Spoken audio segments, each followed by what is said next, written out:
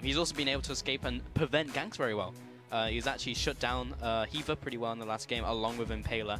Lucian will be the final pickup, so it looks like we are going to get that Corki mid. I'm excited about seeing that in LPL, SKT, as well, as you already mentioned. Millenium, though, if they get that good team fight with the Shockwave, with the bullet time, that is really what could ultimately win them this game and put them one game away from being in Challenger Series. Gang, the minion wave is here, though, lining up for a potential Q to come in, looking for the sidestep, and eventually lands the Q. Alphari as well, with the damage coming in from end of the line.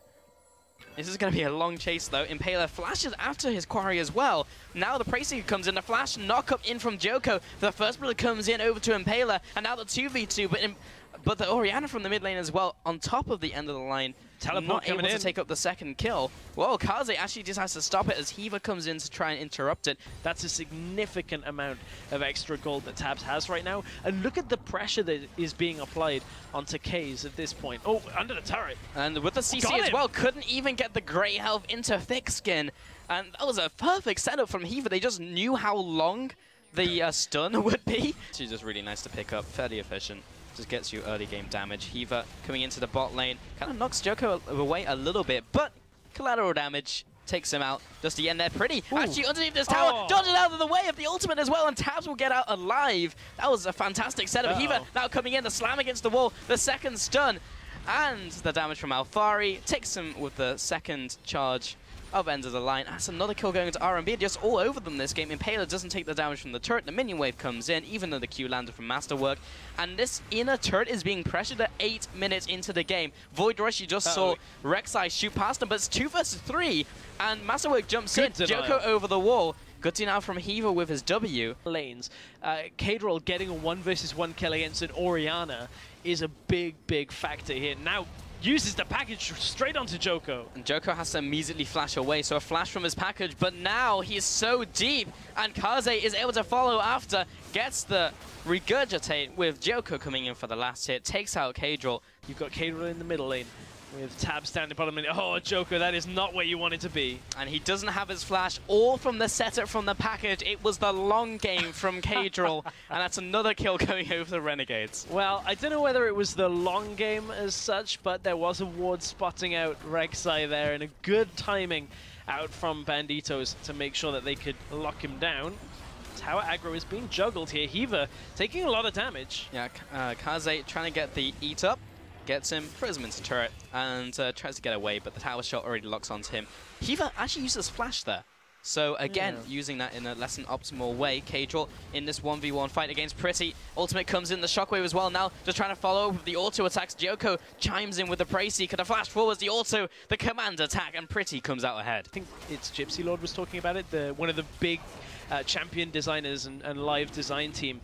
He was talking about how he just kind of held his hands up and was like, yeah, I think I tuned the other masteries too much. Even if you have level 1 boots. Yes. It just seems weird.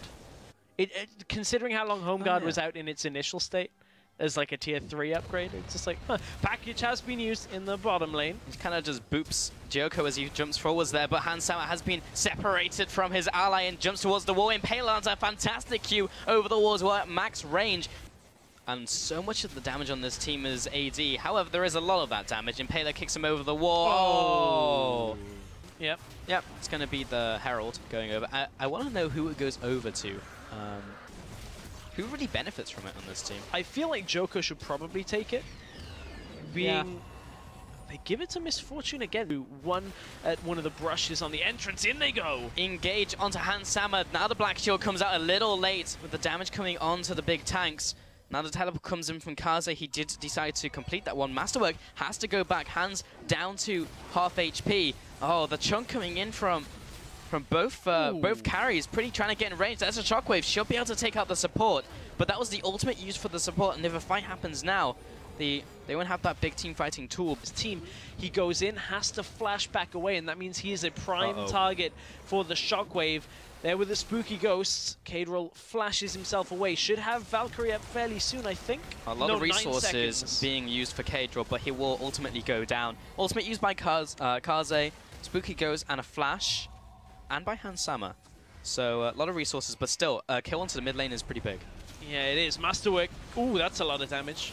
It is. Impaler takes a lot of damage in return from Pretty. Mid tower is also going to be pushed in here. The binding doesn't quite land. Hiva looking for the lockdown onto Kaze, but he's got so many tanky stats. Impaler coming from the side. Can he get an insect down? Jumps backwards, knocks Djoko into a team, but instantly eaten up by Kaze, and Impaler will go down for that insect. And now Hiva jumps into the back line, but the bullet time splits up the fight. Big collateral damage will chunk the back, but now Caedrel drops low. He should go out to Djoko, and the shutdown comes into Masterwork. This is a very messy fight. Kaze gets the tongue lash onto Alphari, Tabzz with the double tap, and Kaze has to come in with the thick skin. Pretty and Djoko heading back out of this fight. Now it's a 2 for 3 advantage over to Millenium. It's down to 1,000, and this game was about 2,000–3,000 gold difference after Renegades Banditos were opening the game up with their early tower pushing. Oh, Impaler has his recourse stopped. Look at how far on the back foot Renegades are right now. Oh, flash over the wall. Hiva, there's the ultimate, knocks away Morgana. You're going flying.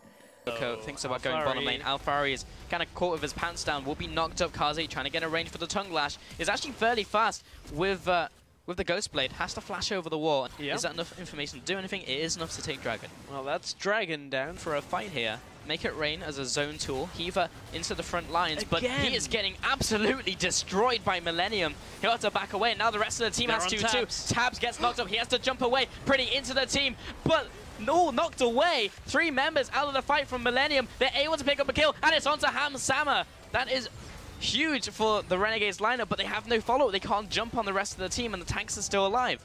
Went for Pretty. It may pay off if they can avoid a shockwave here, but look at them all stacking up. If Pretty can get the ball in there, look for the shockwave. They're trying to space, but Tabzz gets caught, so does Hiva. They both go down. Djoko looking for the follow-up here. Impaler trying to get away. He'll be jumping over the wall. He may actually just go down to Kaze as he channels up the ultimate. Masterwork trying to track Impaler, locks him down, and him just alone as the support should be able to take him out. Impaler jumps on top of him. Kaze will eat him up, and the Gromp is there to help out this brother in arms. Alphari, though, in this 1 versus 2, he's very low, but at the same time, minions. So is Pretty. He can't auto through the minions, and he has no mana to use end of the line. Oh, the binding comes out, doesn't quite connect. Still has 2 shells in his gun.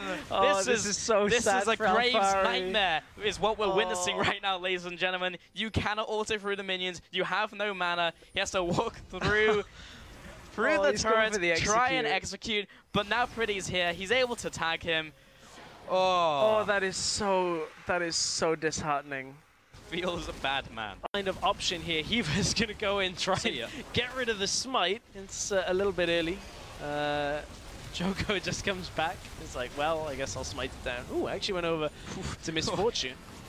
Into the attempt to snowball, but they just got slowed down after the outer towers fell. They couldn't get any inner towers because they spread themselves too thin, and the wave clear was just good enough for Millenium at all anymore. And we've had to see one here just to try and amplify any of the damage that these 3 AD carries have. Hiva, once again, first into the fight, first dropped perhaps. Yeah, definitely first to drop as the bullet time comes in. Kaze kicked towards the tower, but he just licks it to death, and he licks everyone else to death as well. Alphari goes down, and all of the AD carries are so squishy. The tanks are just able to run amok, and the triple kill comes in for Hamsama under no threat at all from the lineup of RNB, and it will just close in for the win. Nothing Tabzz can do. The first Nexus turret falls, so does the second. The Nexus itself will be going down, but they want those fancy points if they existed for EUCS, and Millenium will be coming in with the win, 2-1 in its best of 5 series.